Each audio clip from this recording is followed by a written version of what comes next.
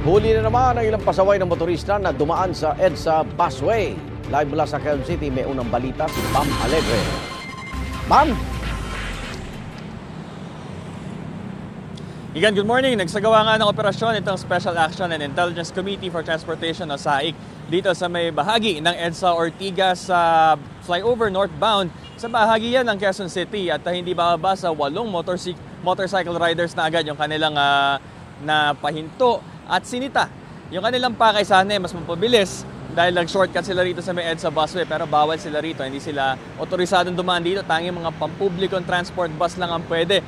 Kaya sila ay hiningan ng mga documentation, pati na rin tinikitan at hindi rin bababa sa 5,000 pesos ang multa para rito. So ito additional hassle and bawal, so wag na lang gawin kahit may nagbabantay man o wala. Ito ay para tiyakin na maayos itong daloy ng EDSA busway para na rin sa kapakanan ng maraming mga commuter na gumagamit dito ngayong rush hour. Traffic situation naman dito sa northbound lane ng EDSA, lalo dito sa flyover, ito ay moderate to heavy na sa mga oras na ito. Ito ang unang balita mula rin sa Quezon City. Bam Alegre para sa GMA Integrated News.